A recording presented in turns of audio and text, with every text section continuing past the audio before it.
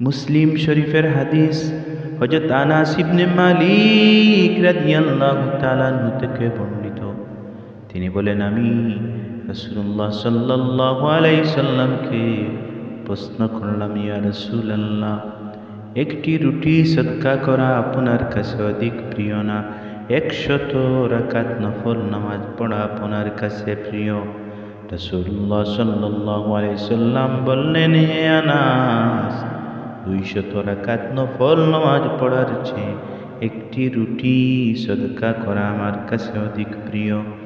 তখন আমি বললাম, মুসলমানদের প্রয়োজন পূরণ করা আপনার কাছে অধিক প্রিয় না 100 রাকাত নফল নামাজ পড়া আপনার কাছে উত্তম? রাসূলুল্লাহ সাল্লাল্লাহু আলাইহি সাল্লাম বললেন, হে আনাস, 1000 রাকাত নফল নামাজ পড়ার থেকে মুসলমানের প্রয়োজন পূরণ করা আমার কাছে অধিক প্রিয়। আমি বললাম, 1 লুকমা হারাম খাবার বর্জন করা আপনার কাছে অধিক প্রিয় না 1000 রাকাত নফল নামাজ আদায় করা আপনার কাছে প্রিয়? রাসূলুল্লাহ সাল্লাল্লাহু আলাইহি সাল্লাম বললেন, 2000 রাকাত নফল নামাজ পড়ার চেয়ে 1 লুকমা হারাম খাবার বর্জন করা আমার কাছে অধিক প্রিয়। আমি আবার জিজ্ঞাসা করলাম, বিধবার প্রয়োজন পূরণ করা আপনার কাছে অধিক প্রিয় না 10,000 রাকাত নফল নামাজ পড়া আপনার কাছে উত্তম? রাসূলুল্লাহ সাল্লাল্লাহু আলাইহি সাল্লাম বললেন, 30,000 রাকাত নফল নামাজ আদায় করার চেয়ে বিধবার প্রয়োজন পূরণ করা আমার কাছে অধিক প্রিয়। আমি বললাম, ইয়া রাসূলুল্লাহ,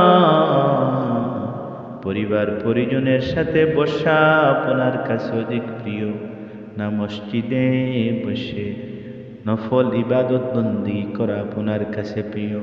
রাসূলুল্লাহ সাল্লাল্লাহু আলাইহি সাল্লাম বললেন, পরিবার পরিজনের কাছে কিছু সময় বসা আমার কাছে এই মসজিদে ইতিকাফ করার চেয়ে উত্তম।